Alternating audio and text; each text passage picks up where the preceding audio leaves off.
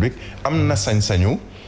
dissoudre Assemblée nationale. Ça veut dire que aujourd'hui le Premier ministre comme ni ko titre 4 bu constitution bi donc en ses articles 53 et suivants ba 57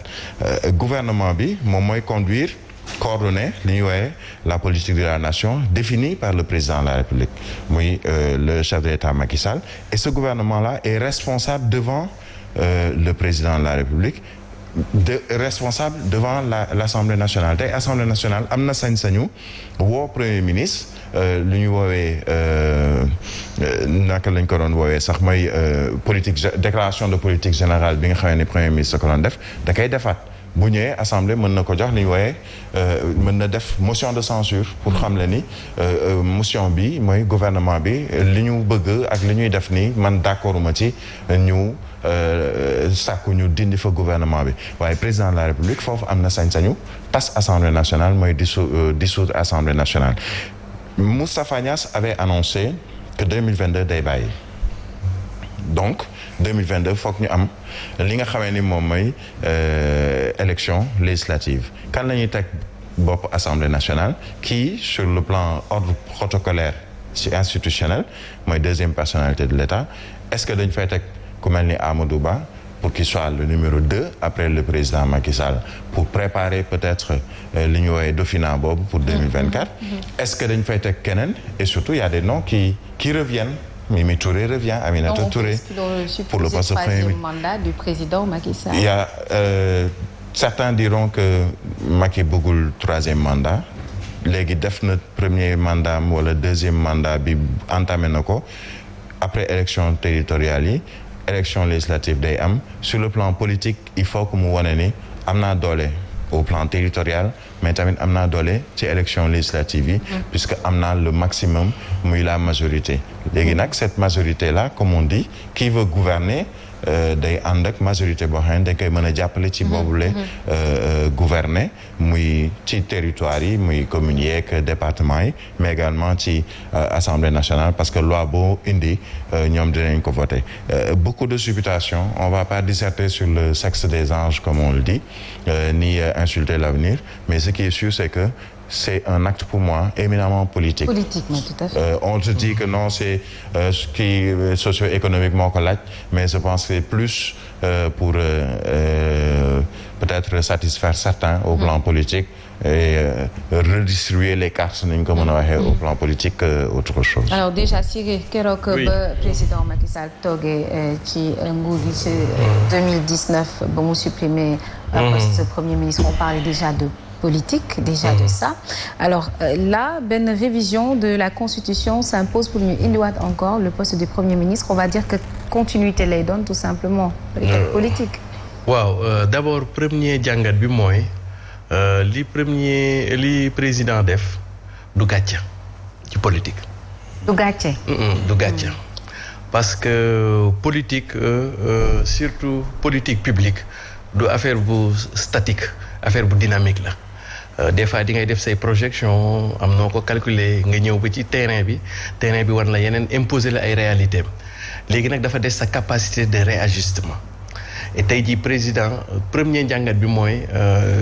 war na sa capacité d'adaptation ou d'adaptabilité parce que fu doon ñaawee mooy ngeen dem ba affaire bi dëgër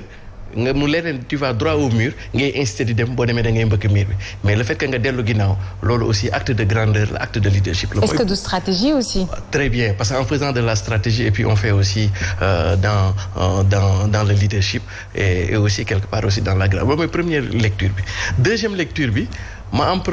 réemprunté Birahim ces deux grilles d'analyse acte bi premier ministre bi ni mu ñëwee. mais mënees na ko analyser sous l'angle de la gouvernance analyser ko sous l'angle de la politique boo ko dee analyser sous l'angle de la gouvernance mën nga wax ni poste bi dafa ñëwaat comme étant une modalité pratique du management public xam nga soxna Yacine boo nekkee président de la République wala sax boo nekkul président mais boo nekkee njiit di jiite lu toll ni réew wala lu toll ni entreprise bu mag dafa am ñetti temps il y a d'abord ce qu'on appelle le temps de la stratégie ensuite il y a le temps opérationnel et il y a le temps du suivi évaluation ci ñetti temps yooyu président de la République ñaari la ci am c'est-à-dire que ñaari moo gën mu gérer ko mooy le temps de l'orientation stratégique et le temps de suivi évaluation. Pourquoi? Parce que mon fonction ça s'appelle le chef de l'État, président de la République. La fonction du chef de l'État, c'est une fonction de prise de décision. Quand la fonction de président de la République, c'est la fonction de gouverner ou bien de la gouvernance. Maintenant, soo nekkee ci réew yi mel ni sunu réew yi boo amul premier ministre xam nga lan lay indi dafay indi ce qu'on appelle le déficit d'État et à travers ce qu'on appelle le déficit de coordination. Xam nga lu tax tey jii boo amee 20 ministres tu vas devoir parler avec les 20 ministres pour faire la coordination. Tu perds un temps fou. Or, le temps d'un manager au plus haut niveau, comme genre président, en réalité, c'est presque 8 heures à 12 heures de temps de travail par jour. Et yow amuloo lu dul 24 heures. Sans compter le président, il a un agenda national, mais il a un agenda international. te nit doomu aadama donc en réalité boo nekkee dëkk yu mel ni sunu réew yi nga xam ni problème yi fu ne lay jógee poste premier ministre daf lay mën a permettre nga am ce qu'on appelle le travail de coordination pour que yow dootoo nekkati dans le temps de la réaction mais nga nekk de temps de l'action parce que soo amul premier ministre dossiers yi dina de façon ñëw boo xam ni yow dootoo amati sax temps wu toog réfléchir xalaat yow temps wu réaction nga am dootoo am temps loolu mooy grille gouvernance mu ñëw nag ci politique moom la Birahim doon expliquer politique bi da cee am ñaari njàngat yu ñu ci mën a njàngat benn bi mooy li Birahim wax effectivement il se pourrait à travers cet acte-là que le président renonce na peut-être à une éventuelle troisième non pas mandat sax mais candidature d'abord candidature parce que daa dem candidature jaar conseil constitutionnel balaa ñuy wax jaar élection balaa ñuy wax loolu donc il se pourrait que renoncer na projet boobu te su renoncé au projet boobu dafa am ñaari forte personnalité yu nekk ci Macky Sall yoo xam ne Macky Sall ala kulli alin il faut mu lijjanti leen moom. muy Amadou Ba ak Mimi Touré. parce que ñi des ñëpp si sedd na leen casé na leen fi mu leen war a casé. mais ñooñu nag il faut mu lijjanti ñoom seen cas. waaw mais ñooñu moo gën a waaw mais ñooñu ñoo gën a ci foofu la mburu mi di gën a xoyamee ni koy Lamine Samba di waxee donc ñooñu il faut mu leen te donc am na ñaari poste am na assemblée nationale am na premier ministre donc cas bi en principe dina ko régler mais attention le président de la république ci politique Jakarta man la xam nga lan mooy Jakarta man mooy koo xam ne mën na clignoter droite jàdd gauche. très bien merci gis nga président de la république ci lii nii. mën na de def ni mu ni xaaral gars yi ñu ngi may bëgg a fàtt ci troisième mandat